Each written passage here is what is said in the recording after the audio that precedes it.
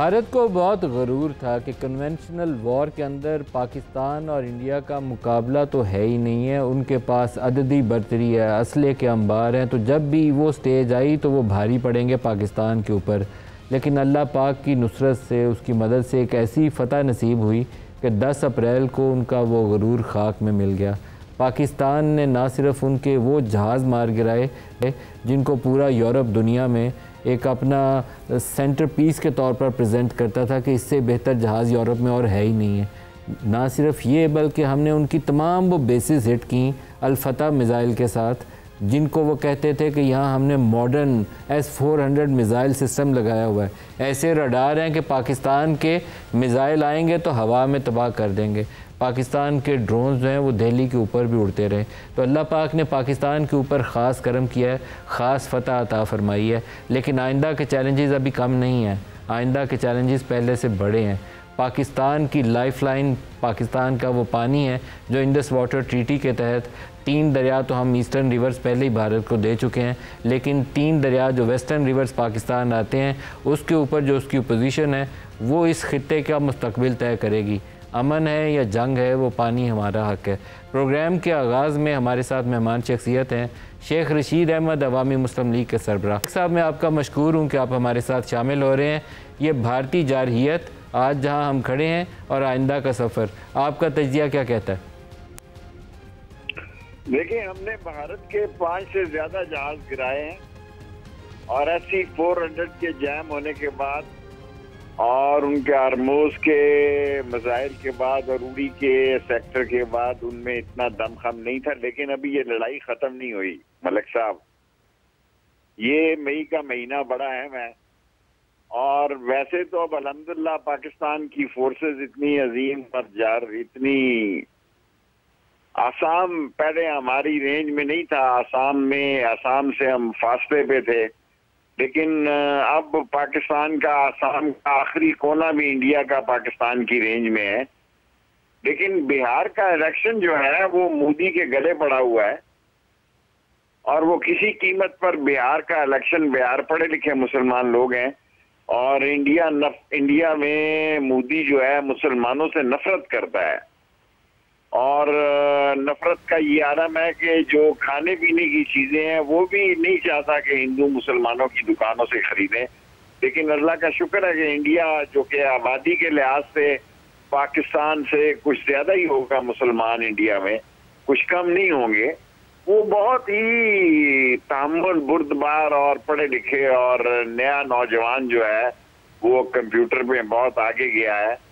तो मैं समझता हूँ कि लड़ाई में सीज फायर जरूर हुआ है और किया गया इस खौफ से कि कहीं बहुत सारा बड़ा नुकसान ना हो। पाकिस्तान कभी बड़ा बम इस्तेमाल नहीं कर सकता क्योंकि इंडिया में बहुत सारे मुसलमान हैं और पाकिस्तान की आर्टिलरी बड़ी मॉडर्न आर्टिलरी है और उसमें हमने बड़ी तरक्की की है।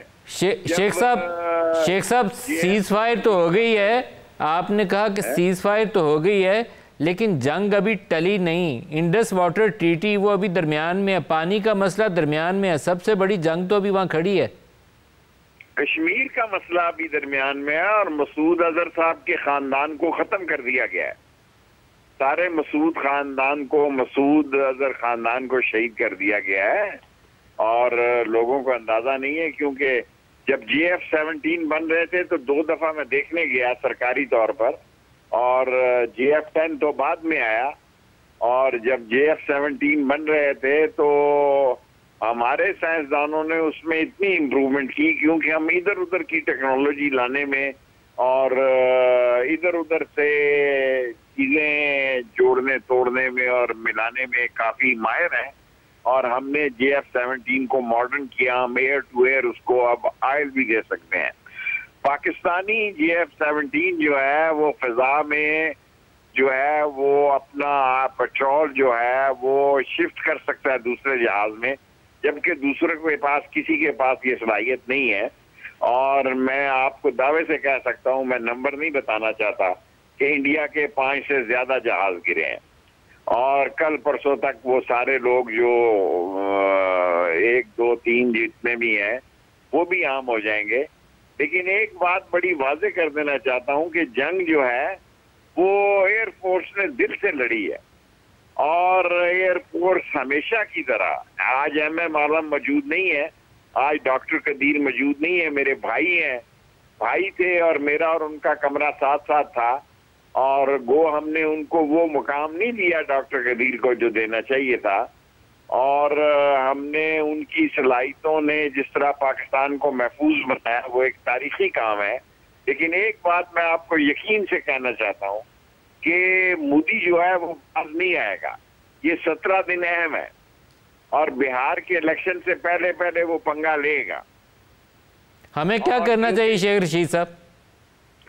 हमें तो क्या करना चाहिए, हमें अलर्ट रहना चाहिए, हमें होशियार रहना चाहिए, हमें जागते रहना चाहिए, हमें अपने मामलात को इस तरीके से तैयार रखना चाहिए कि वक्त जरूरत पर काम आ सके। मैं किसी एटॉमिक टेक्नोलॉजी की बात नहीं करता, मैंने आपको पहले खबर दे दी है कि अब असम भी हमारी रेंज में आ चुका है। आज से साल, डेढ़, 2, 3, 4 साल पहले तक असम हमारी रेंज में इतना नहीं था।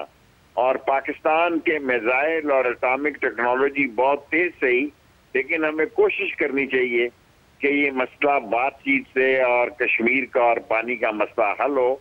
और कश्मीर में भी आप देखें, तकरीबन लोगों की सोचे, आराम बाग देखें, लाल चौक देखें, ये जो मैं मफलर लाल पहनता हूँ, ये यासीन ने मुझे लाल चौक श्रीनगर से लेकर दिया, और अब्बाकदर जैनदार मोहल्ला, ये तकरीबन मरने और मारने के लिए तैयार लोग बैठे हुए हैं। और अगर दोबारा काम जरा सा तेज हुआ तो कश्मीर के अंदर से भी लोग निकल पड़ेंगे। और ये पहलगाम का जो इन्होंने ड्रामा रचाया, सोच समझ के या जैसे भी रचाया, उनको अंदाजा नहीं है कि कश्मीर के अंदर शहीद होने वाले और लड़ने वाले लोगों की एक बड़ी तादाद मौजूद है। और मौलाना मसूद अजहर साहब के घर वालों को इस लड़ाई में वो शहीद हो गए सारे उनके अफराद, खूनी अफराद, बाकी वहाँ तालिब इल्म तो कोई नहीं थे। लेकिन ये हिंदुस्तान की पुरानी सोच और टारगेट है कि वो भावलपुर में और यहाँ पे क्या नाम है, मुरीद के में सईद साहब के उस मदरसे में, ये उनका पुराना निशाना है। ये 10-15 साल से उनके ज़हन में है भावलपुर, मुरीद के और भावल नगर, ये और श्रीनगर के निचले इलाके की मस्जिद जो है, और रावलाकोट का इलाका और डीपा का इलाका, ये उनके ज़हन में है। लेकिन उनको बहुत बुरी शिकस्त हुई है। ये उन्होंने सोचा नहीं था कि उनका ऐसी 400 जैम हो जाएंगे, उन्होंने सोचा नहीं था कि उनका आर्टिलरी का जो उड़ी का कैंप है वो उजड़ जाएगा, और उधमपुर, जोधपुर और पठानकोट का सत्यानाश हो जाएगा। क्योंकि S-400 एक जगह की बजाय 2 दफा हमला किया गया, यानी कि 3 हमले हुए S-400 पे। 1-2 दफा तो तबाह हो गए वो, लेकिन दूसरी दफा तबाह हुआ, पहली दफा कसर रह गई थी, वो भी एयरफोर्स ने जाके दूसरी दफा हमला करके वो दूर कर दी। शेख साहब, एक आखिरी सवाल आपसे पूछ लूँ। ट्रंप ने सीज फायर कराने का क्रेडिट लिया है, और उसका वजीर खारजा, पाकिस्तानी वजीर खारजा से भी बात करता रहा। जयशंकर ने खुद सीज फायर के लिए दरख्वास्त की अमेरिका को कि सीज फायर करवाएं। यूरोप भी इसमें, बरतानिया भी इन्वॉल्व हुआ। आजकल ट्रंप जो है वो सऊदी अरब के दौरे पर है, हमारा दोस्त मुल्क है, उसके वजीर खारजा भी पाकिस्तान आए, उन्होंने भी कोशिश की। तो आपको लगता है कि सऊदी अरब, वाशिंगटन, ये मिल के कुछ शायद रास्ता निकालें कि जंग बंदी देरपा हो जाए, कोई अमन का रास्ता निकला है, या नहीं, ऐसा नहीं नजर आता आपको? मुझे मई का महीना अहम नजर आता जी। मई आपको 17 दिन, मलिक साहब माफी चाहता हूँ, मैं 17 दिनों को अहम देख रहा हूँ। और 17 दिनों में मेरी सियासी सोच के मुताबिक, क्योंकि मोदी को मैं जब वजीर था तो इंडिया के बहुत सारे मसलों से वाकिफ हूँ, और मैं सद्दाम के वक्त से लेकर और कर्नल कजाफी के वक्त से लेकर, और डॉक्टर कदीर मेरा सका भाई था, डॉक्टर कदीर से जितने मामलात मेरे जरिए उसको भेजा करता था, वो चाहता था कि मैं जाऊं इन लोगों के साथ मिलने के लिए भी। सो मैं आपको ये कह सकता हूं कि अभी मेरे कागजों में जंग खत्म नहीं हुई। जंग में सीज फायर जरूर हुआ है, लेकिन जंग खत्म नहीं हुई। और अगर ये जंग हुई तो ये काफी हौलनाक और काफी खतरनाक और तशवीशनाक होगी। शेख रशीद अहमद साहब, बहुत शुक्रिया, आप हमारे साथ रहे। इस सर साहब ने आज एक इंटरव्यू दिया है, वो एक स्टेटमेंट सुनवा लूँ आपको, फिर एयर मार्शल आसिम सुलेमान साहब हमारे साथ हैं, असल एक्सपर्ट ओपिनियन तो वो दे सकते हैं उसके ऊपर। आसिम सुलेमान साहब, शेख रशीद साहब को मई का महीना ख़तरनाक लगता है, वो कहते हैं सीज़ फायर तो हुई है, जंग अभी टली नहीं। और अगर इसहाक डार साहब का इंटरव्यू आपने सुना हो तो वो कह रहे हैं कि ये जो पानी उन्होंने हमारा रोका है, चनाब का पानी बहाव उन्होंने रोका है, तो it's an act of war. तो हम अभी किसी हद तक एक मसले से तो निकले हैं, लेकिन अभी बड़ा मसला सर पे सवार है। आपका क्या तज्ज़िया? अस्सलाम वालेकुम जी, and thank you very much for having me on your program. बिल्कुल जी, ये इंडस वाटर ट्रीटी जो है ये तो चैलेंज रहेगा जब तक ये हल नहीं हो। और मेरा ख्याल है कि जिस तरह स्टेप 1 हुआ है हमारा, और we are going to sit down on a negotiating table, तो फिर ये भी इंशाल्लाह मैं उम्मीद करता हूँ कि हो जाएगा। और आपको मालूम है कि मोदी साहब जिस तरह के हैं, जिस तरह की उनकी ज़हनियत है, वो तो बात मानने को तैयार ही नहीं होते हैं, और वो मैं ना मानूँ वाली उनका एटीट्यूड है। तो इसके अंदर जब इंटरनेशनल प्लेयर्स इन्वॉल्व होते हैं और होंगे तो मेरा ख्याल है कि चीज़ें बेहतरी की तरफ ही जाएंगी। अब उनके पास भी वैसे मेरे ख्याल में ज़्यादा चॉइस नहीं रही। और अगर जिस तरह के पाकिस्तान का डिक्लेयर्ड स्टांस है कि जी अगर आप पानी रोकेंगे तो it's an act of war, तो if they want to go to war, तो उन्होंने एक दफ़ा जाके कोशिश की है और उन्होंने देख लिया कि उसका क्या रिज़ल्ट होगा। तो मेरा नहीं ख्याल है कि the Indians will be able to prolong this agony for themselves कि जी वो इसके ऊपर वो डटे रहें और अड़े रहें। अल्टीमेटली मुझे I see light at the end of the tunnel. Air marshal साहब, एक एरोगेंस बहुत ज़्यादा थी कन्वेंशनल फील्ड के अंदर, उनका ख्याल था कि उन्हें बहुत बर्तरी हासिल है, वो गुरूर उनका खाक में मिल गया, उनके जहाज़ गिर गए, उनका S-400 की बैटरीज हिट हो गई, उसकी एयर बेसिस जहां एयरफोर्स ने चाहा उसको हिट कर लिया। अल-फतह मिज़ाइल से जिस निशाने को आप हिट करना चाहते थे आपने वो कर लिया, उनकी चली नहीं, दरख्वास्त लेके गए सीज़ फायर के लिए, तो वो तो गुरूर तो खाक में मिल गया है, लेकिन वो जो वो ऐसा जहरीला सांप हो ना जिसके सारा भी मुकम्मल कुचला ना गया, माजरे चाहता हूँ, बड़े सख्त लफ्ज़ हैं, लेकिन अभी कैफियत कुछ वैसी है, वहाँ से फुनकार आएगी तो आपको जवाब तो देना पड़ेगा। जी बिल्कुल, मैं जी इंडिया था 99 से 2003 तक, और मोदी साहब वहाँ पे चीफ मिनिस्टर थे गुजरात के, और जो इन्होंने वहाँ पे गदर मचाया और जिस किस्म का मैसेकेयर किया, मैं तो आई विटनेस हूँ, I have seen that in India and how people were affected by it, और स्पेशली द मुस्लिम कम्युनिटी। और इनका तो वैसे भी वेंजेंस है अगेंस्ट द मुस्लिम माइनॉरिटीज़, और उनका एक अपना स्टांस है हिंदुत्वा का, आरएसएस का, उनका तो झंडा ही और है।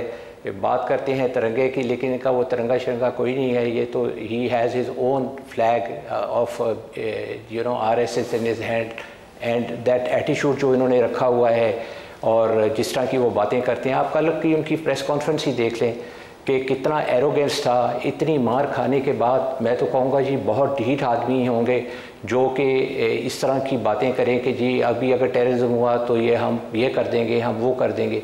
भाई अगर आप कुछ करने के काबिल थे तो करना था ना, आप वो कर भी नहीं सके, और हम खुले मैदान में थे, एक दूसरे के सामने थे, आपने तो कोई भी चीज़ नहीं की। आप कन्वेंशनल जो आपकी डिटेरेंस थी वो तो है ही नहीं, और पाकिस्तान का तो हमेशा से स्टांस ये रहा है कि ये जो कन्वेंशन जो आपकी डिटेरेंस है, न्यूक्लियर डिटेरेंस, उसके नीचे कोई रूम नहीं है आपको मस्ती करने का।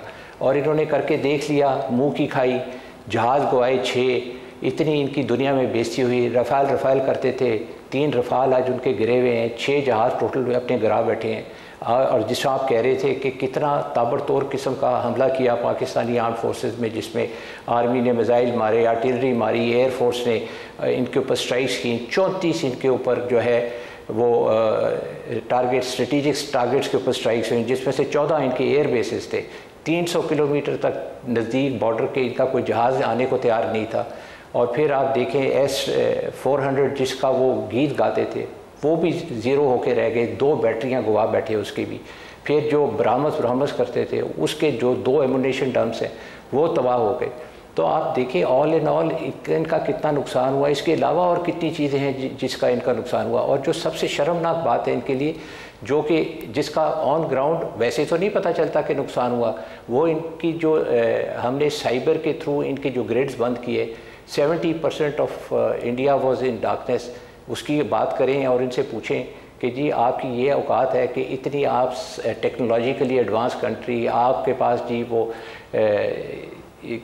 ये हब बना हुआ था इसका साइबर का, और ये जो है एयर मार्शल साहब, लेकिन एक पानी वाले मसले के ऊपर आपको तैयार रहना चाहिए। ये मसला ऐसा है कि शायद आपको अगर जंग लड़नी हो तो कल की लड़ते आज लड़ लें, लेकिन पानी के बगैर पाकिस्तान आगे नहीं चल सकता। जी देखें, ये तो जहाँ पे हमारी सॉवरेंटी इंटेग्रिटी की बात आती है तो ये तो पानी जो हमारी सॉवरेंटी के अंदर आता है, और ये अगर आप पानी रोकेंगे, आपकी इतना ज़र माश है उस पानी के थ्रू, आपकी लाइफ लाइन है, पानी है, पीने को पानी है आपके, how can they choke us to thirst, ये दे कैन नॉट डू दैट। तो ये तो आप देखें कि हमारी इसके ऊपर जो रिस्पांस होगी, मेरा ख्याल है वो इससे भी ज़्यादा होगी अगर ये इसको परसिस्ट करेंगे। और लेकिन सबसे इम्पॉर्टेंट चीज़ जो है कि इसके अंदर जो आलमी इदारे हैं उनका एक रोल है और उनको वो रोल अदा करना चाहिए। और क्योंकि ये जो है यूनिलैटरल ट्रीटी नहीं है, इसके अंदर world bank is involve, world bank should get involve. और जिस तरह प्रेसिडेंट ट्रंप ने इसके अंदर रोल प्ले किया अभी के स्टैंड ऑफ में, मेरा ख्याल है कि इसके अंदर भी उनको अपना रोल प्ले करना चाहिए। और पाकिस्तान को भी ये बावर करना चाहिए कि आप जो है ये वाला भी इशू हमारा रिजॉल्व करवाएं।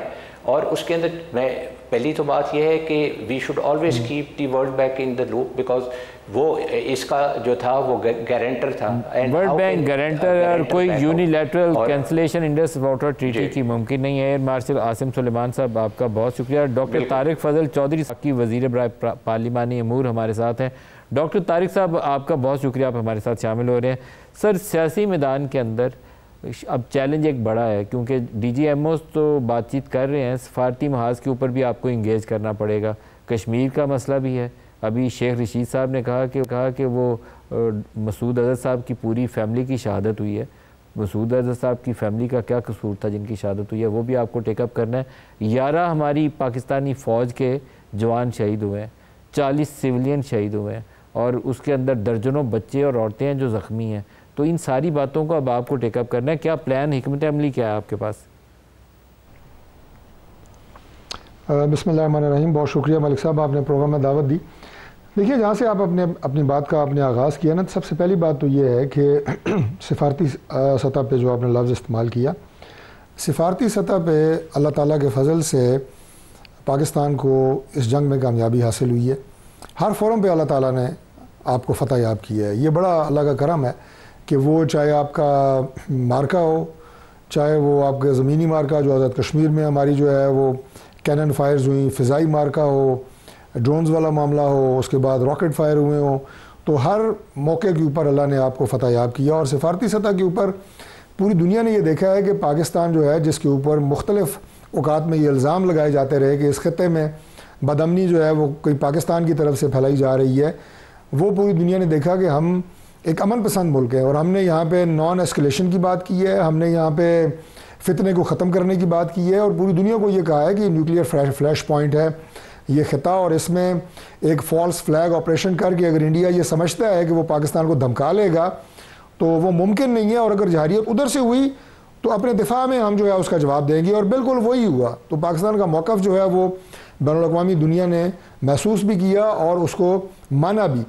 फिर मीडिया के ज़रिए जो झूठ इंडिया की तरफ से बोला गया, उसने भी इंडिया का जो चेहरा था उसे मस्क किया। पूरी दुनिया को ये पता लगा कि पाकिस्तान की तरफ से सही रिपोर्टिंग हुई है, जो असल हक़ाइक़ थे वो दिए गए हैं, और उसको भी आप ये कहें कि मीडिया की सतह पे भी हमारी जो ISPR की तरफ से मुख्तलिफ़ औकात में ब्रीफिंग्स आती रहीं, फैक्ट्स आते रहे, वो हक़ाइक़ पे मबनी थे। तो ये तो आपका इस हवाले से भी मैं समझता हूँ कि एक बहुत अच्छा तासुर गया है।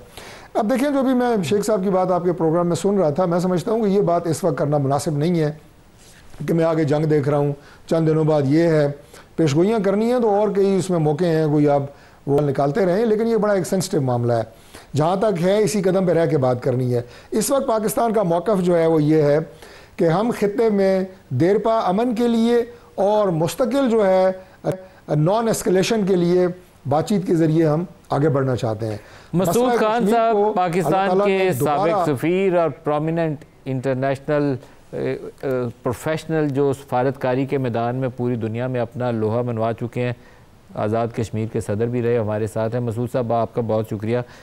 सर, ये जो सफारती महाज है इसमें ट्रंप की इंटरवेंशन, बरतानिया का दावा है, सफारती हल्के कहते हैं कि उनके भी फॉरेन मिनिस्टर ने बहुत कोशिश की, सऊदी फॉरेन मिनिस्टर ने और सऊदी हुकूमत ने कोशिश की। गोइंग फॉरवर्ड क्या नज़र आता है, सफारती तरीके से हल निकलेगा?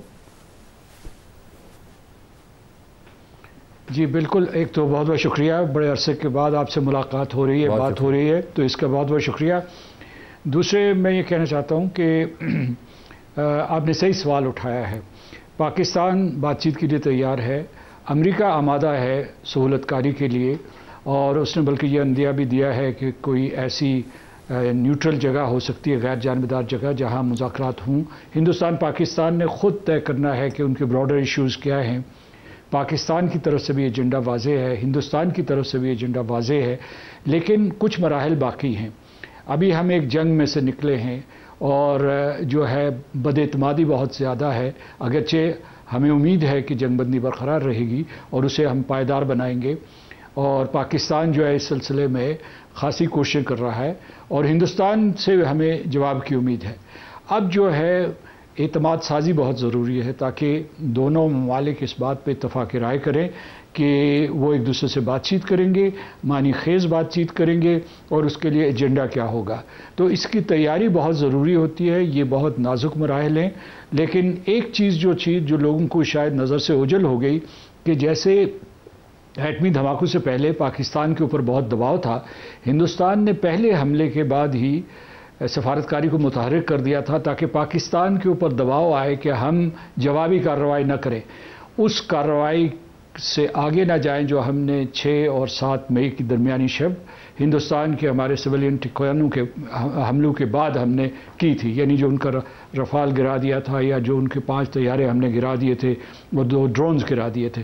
तो पाकिस्तान ने फिर इस मरतबा ये साबित किया है कि जब खुद मुख्तारी का सवाल हो, इलाकाई यकजहती का सवाल हो, टेरिटोरियल इंटेग्रिटी एंड सॉवरेंटी, तो पाकिस्तान जो है कदम आगे बढ़ाने में नहीं झिझकेगा। तो इस एतबार से पूरा मंजरनामा, जैसे आपने भी अपने इस सवाल में ये कहा कि सदर ट्रंप का 3 चीज़ें जो है इस्टेब्लिश हुई हैं। पहली चीज़ ये है कि उन्होंने हिंदुस्तान और पाकिस्तान को एक मसावी सतह पे ला खड़ा किया है, जिसको इंडिया पाकिस्तान हाइफनेशन कहते हैं, और उसने री हाइफनेट किया हिंदुस्तान और पाकिस्तान को। दूसरा ये है कि उसने ये भी कहा है, उसी मसावी सतह पे उसने कहा है कि वो हिंदुस्तान और पाकिस्तान से तजारती ताल्लुकात बढ़ाना चाहता है। और तीसरे ये है कि हिंदुस्तान समझ रहा था कि ये कश्मीर एक भूला बिसरा एक एजेंडा आइटम है, ये अब इंटरनेशनल एजेंडे पे नहीं आएगा 2019 के इक़दामात, गैर कानूनी इक़दामात के बाद। लेकिन ख़ुद इस वक्त जो दुनिया का ताकतवर तरीन मुल्क है, उसका ताकतवर तरीन सदर, उसने उसे बैनुल अक़वामी एजेंडे पे डाल दिया है। ब्रेक ले लूँ मैं, ये आपने बात बहुत ही अहम उठाई है, बहुत अहम नुकात हैं। डॉक्टर तारिक फजल साहब से भी और आपसे भी इसकी तफसील चाहूँगा। ब्रेक ले लें।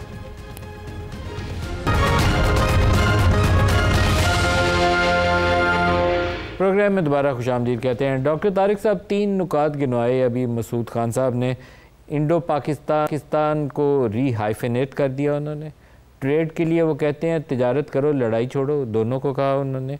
और तीसरा कश्मीर दोबारा मरकज़ी नुक्ता बन जाता है पूरी बैनुल-अक़वामी सफारतकारी में, पहले से शुरू करते हैं। आपको लगता है कि इंडिया पाकिस्तान बराबरी की सतह के ऊपर अमेरिका डील करते हुए कोई रास्ता निकालेगा? जी मलिक साहब, मेरा ख्याल है निकालना पड़ेगा। देखें, इसमें कोई शक नहीं है कि जो नरेंद्र मोदी की एक सोच है या उसकी जो फस्तायत है या उसने इससे पहले भी मुसलमानों पे जो जुल्म और बर्बरियत की हैं, उसका अपना एक रिकॉर्ड मौजूद है। और वो उसका मैं समझता हूँ कि ऐसा एक बदनुमा चेहरा है कि जिसे एक मखसूस तबके के अलावा इंडिया में भी कोई ज़्यादा पसंद नहीं किया जाता। और जब से उसने ये फॉल्स फ्लैग ऑपरेशन लॉन्च किया और उसके बाद उसने जिस जहरीत का मुजाहरा किया और उसके बाद जो अशर नशर हुआ, उनकी सारी जो एक बड़कें आप कह लें जो उसने मारी थी, उसके बाद आज वो इंडिया में भी भरपूर तनकीद की जद में है। तो ये सारी जो बातें हैं, इनको मद्देनज़र रखते हुए इंडिया को भी सोचना पड़ेगा कि जितना तरने वाला उसने पाकिस्तान को समझा हुआ था कि पाकिस्तान जो है वो अपना दिफा नहीं कर पाएगा और हमारी जो इस खत्ते के अंदर जो एक हम हेजमनी कायम करना चाहते हैं वो आसानी से हम कर लेंगे, उसका जवाब तो उसे मिल गया है। अब भले वो अपने टाइम ये कहता रहे जनाब कि मैंने कोई बहुत बड़ा तीर मार लिया है, लेकिन पूरी दुनिया आज मान गई है कि पाकिस्तान की जो दिफाई सलाहियत है वो अल्लाह ताला के फजल से नाकाबिल तस्खीर है। ये इसलिए मुझे ज़रा दोबारा रिएट्रेट करना पड़ा है कि इस पोजीशन को रियलाइज़ करते हुए इंडिया ज़रूर मुज़ाकरात की तरफ आएगा और इस खत्ते में जो देरपा अमन है उसके लिए ये वाहिद रास्ता है। आपस में ट्रेड अभी हो सकती है या नहीं, मैं समझता हूँ कि अभी जो आपस में एक तलखी है उसमें शायद ये इतनी जल्दी मुमकिन ना हो, लेकिन अमेरिका भी इस बात को जानता है। देखें, इससे पहले एक बयान इंडिया की तरफ से आया था कि जनाब हम पाकिस्तान का गज़ा वाली उन्होंने मिसाल दी थी कि वो सूरत हाल यहाँ पे हो जाएगी। तो मैंने शायद आप ही के प्रोग्राम में कहा था, मैंने कहा Pakistan is not Gaza and India you are not Israel. तो वो तो अमेरिका को और पूरी बैनुल-अक़वामी दुनिया को भी पता चल गया है कि पाकिस्तान किस हद तक जा सकता है, फ़ौज पाकिस्तान किस हद तक जा सकती हैं, पाकिस्तान की आवाम किस तरह मुत्तहिद हुए। ये तमाम वो मिसालें हैं जिसे मैं आज असम्बली में भी अपनी स्पीच में कहा कि पाकिस्तान का एक नया जन्म है। ये जो 9 मई 2025 को कुछ और पाकिस्तान था और 10 मई को कोई एक नया पाकिस्तान है। नया चेहरा एक पाकिस्तान का दुनिया ने देखा है, एक मजबूत और मुत्तहिद पाकिस्तान दुनिया ने देखा है। तो ये अपना जो मैसेज है इसका फ़ायदा आपको आइंदा आने वाले दिनों में अगर हमने इस तमाम अपनी इस चीज़ को बरकरार रखा तो ज़रूर होगा। अल्लाह पाक करे, ताकत का तवाज़ुन था, अल्लाह पाक करे कि इंडिया समझता था जो यूनिटी पाकिस्तान में कायम हुई है, झुकाव है डॉक्टर साहब, अल्लाह पाक करे जो यूनिटी पाकिस्तान में कायम हुई है ये पायदार रहे और जो डिफरेंसेस हमने पिछले 2-3 साल भुगते हैं, मैं उसकी तफसील में नहीं जाऊँगा। अल्लाह हमें तौफीक और हिकमत वो अता और वो दानाई अता फरमाए कि हम उसको छोड़ के आगे बढ़ जाएं। ये 10 मई पाकिस्तान का वाकई नया जन्म है पिछले 3-4 साल के बाद। मसूद साहब, आपने अभी रीहाइफनेट करने की इंडो पाक की बात की। 9/11 के वाक़यात के बाद पाकिस्तान पहले होता था इंडो पाक के जिक्र किया करता था अमेरिका। 9/11 के बाद एफ-पैक स्ट्रेटजी बनी थी, अफ़गानिस्तान पाकिस्तान। इंडिया उनका हर दिल अजीज़ हो गया था, पाकिस्तान पीछे जाना शुरू हो गया था, हमें अफ़गानिस्तान से जोड़ दिया था उन्होंने। अब ये एक नया दौर है, आपको लगता है कि ये इक्वालिटी, ये इक्वेशन दोबारा रिस्टोर हो रही है? मुझे लगता है कि अभी काउंटर चाइना जो उनको इंडिया चाहिए उसमें हमें शायद वो वाली स्टेटस अभी बहाल नहीं होगी। आपका तजिया क्या कहता है? हिंदुस्तान के बारे में शुकूक व शुबहात पाए जाते हैं वाशिंगटन में। हिंदुस्तान ने बड़ी दोगली गेम खेली अमेरिका के साथ। एक तरफ उसका स्ट्रेटेजिक पार्टनर था, यूक्रेन की वॉर के दौरान सस्ता तेल जो है रूस से ख़रीद कर दुनिया को महंगे दामों में बेचता था, और इधर कहता था अमेरिका को वाशिंगटन में जाके कि मैं चीन का मुकाबला करूंगा, लेकिन चीन के साथ उसके माशी और तिजारती ताल्लुकात बढ़ रहे थे और हिंदुस्तान भी चीन में बहुत सरमायाकारी कर रहा है, तो इस वजह से इसका एतबार कम था। दूसरा ये है कि गुज़श्ता बरस हिंदुस्तान जो है फाइव आइज़ का जो इंटेलिजेंस नेटवर्क है उन्हें पकड़ लिया था कि दहशतगर्दी के 2 वाक़यात में मुलव्वस पाया गया। एक जो है कनाडा का था, दूसरा अमेरिका का था। और अब इस पस मंज़र में आप ये देखें कि जो इस जंग से जो कि भारत ने हमारे ऊपर मसलत की थी, पाकिस्तान अस्करी तौर पर उसने बरतरी हासिल की है और कौमी यकजहती का मुजाहरा किया है। हिंदुस्तान माने न माने उसको बहुत बुरे तरीके से शिकस्त हुई और उसकी कौम बिखरी हुई है। ये पाकिस्तान के लिए एक बहुत ही कीमती लम्हा है कि यहाँ पूरी कौम मुत्तहिद थी, कौम और ज़राए इब्लाग ने जो नशरियात की वो मुतवाज़न और ऑब्जेक्टिव थी, मारूज़ी थी, उन्होंने जो है हक़ाइक़ की बुनियाद के ऊपर की। वहाँ चीखमधाड़ थी, यहाँ जो है एक पॉइज़ था पाकिस्तान के मीडिया में और हमारे लीडर्स में। अभी जो है दूसरा ये भी मैं देख लें कि हम इस सिलसिले में अफवाज पाकिस्तान को खराज तहसीन पेश करते हैं, लेकिन जो हमारे वज़ीर आज़म का बयान था वो एक स्टेट्समैन का बयान था, नपातुल्ला। उसमें खैर सगाली की बात हुई, अमेरिका का शुक्रिया अदा किया गया और उसके बाद ये कहा कि हम जंगबंदी को भी कायम रखने के लिए कोशिश करेंगे, और उसके बाद सिफारतकारी की भी बात हुई, बातचीत की भी बात हुई। हिंदुस्तान उसके मुकाबले में नरेंद्र मोदी ने जो तकरीर की वो एक वॉर मॉन्गर की थी, जिसमें धमकियां थी, गिदर भभकियां थी, और कहा कि एक न्यू नॉर्मल है पाकिस्तान के लिए। तो शायद उनको ये बात नहीं समझी कि ये पाकिस्तान ने जो अपनी बालादस्ती कायम की है ये भी न्यू नॉर्मल है। हिंदुस्तान 10 दफ़ा सोचेगा पाकिस्तान की सरजमीन पर हमला करने से पहले। और दूसरा, उन्होंने एक दरवाज़ा खोला है कि आप जो है, हम भी गए हैं उनके शहरों में और बहुत दूर तक गए हैं, वो दिल्ली के करीब गए, पठानकोट गए, उधमपुर गए, आदमपुर गए, उड़ी गए, जो भी सारे के सारे जहाँ जो सिरसा था या सूरत तक पहुँच गए। तो इसका मतलब ये है कि जो वहाँ तरबियती कैंप हैं जो पाकिस्तान के ख़िलाफ़ दहशतगर्दी की तरबियत देते हैं, और उनका यहाँ जो इलाकाई पूरे का पूरा एक नेटवर्क मौजूद है अफ़गानिस्तान, ईरान और खलीजी रियासतों में, और जिनकी प्रॉक्सीज़ पाकिस्तान में हमला करते हैं। और पिछले साल भी सैकड़ों लोग जो है इसी दहशतगर्दी की वजह से मारे गए थे और किसी को कोई शक व शुबा नहीं है। यहाँ मैं ये कहता हूँ कि जो आपकी दुनिया की इंटेलिजेंस एजेंसीज हैं, उसमें बरतानिया की हो या अमेरिका की हो या इसराइल की हो या अफ़गानिस्तान की खुद हो या ईरान की हो, उन सबको पता है कि हिंदुस्तान क्या कर रहा है और ख़ुद हिंदुस्तान को जो है उसकी मनसूबाबंदी करते हैं यहाँ पाकिस्तान में, उसमें सरमायाकारी करते हैं, उसे हर तरीके से पाया तकमील तक पहुँचाने की कोशिश करते हैं। तो मैं ये कहना चाहता हूँ कि पाकिस्तान के लिए भी नया नॉर्मल है, there is a new normal for India as far as Pakistan is concern. Regional dynamics change हो गए, रीजनल डायनेमिक्स चेंज हो गए, दोनों तरफ से चेंज हो गए। लेकिन डॉक्टर तारिक साहब से भी एक और बात पूछ लूँ, कश्मीर और ट्रेड, अब ट्रंप ने ट्रेड खुद से करने का जिक्र किया। अमेरिका से $100 अरब इंडिया कमाता है सालाना।